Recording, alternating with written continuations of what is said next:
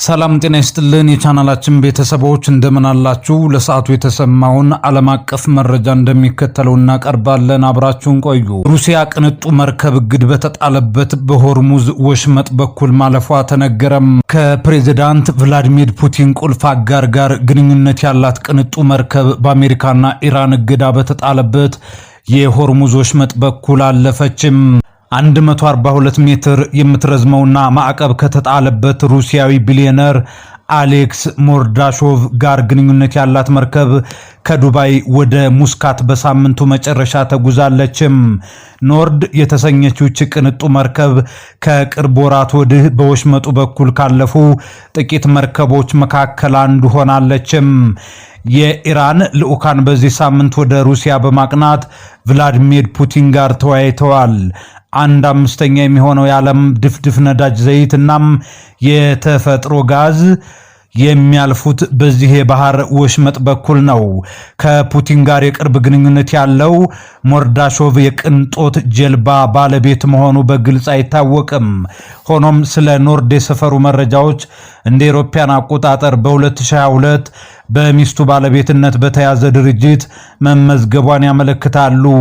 $500 ሚሊዮን እንደምታወጣ የተገመተችው ኖርድ ከዱባይ የተነሳችው አርብ ዕለት ምሽት ነበር። ቅዳሜ ማለዳ በኦማን አልሞጅ መድረሷ ተገልጿል።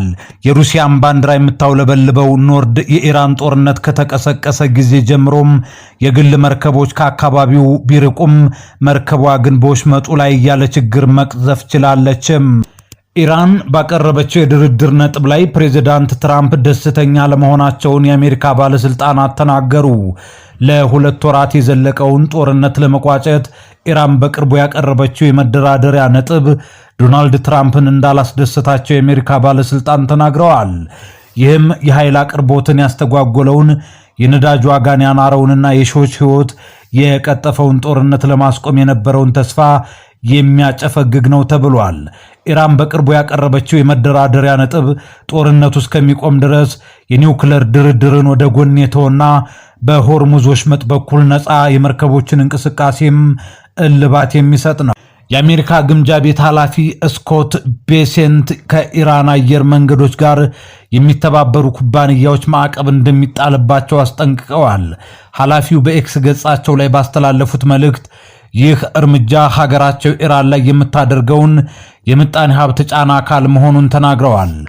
ቤሴንት መንግስታት በስራቸው የሚገኙትን ኩባንያዎች ለኢራን አውሮፕላኖች አገልግሎት ላለመስጠት አስፈላጊውን ጥንቃቄ እንዲያደርጉ አስጠንቅቀዋል። ቤሴንት መንግስታት ለኢራን አውሮፕላኖች ነዳጅ መቅዳት፣ የምግብ አቅርቦት አገልግሎት መስጠትና የአውሮፕላን ማሳረፊያ ክፍያዎች ወይም አውሮፕላን ጥገናዎችን እንዳይሰጡ አስጠንቅቀዋል።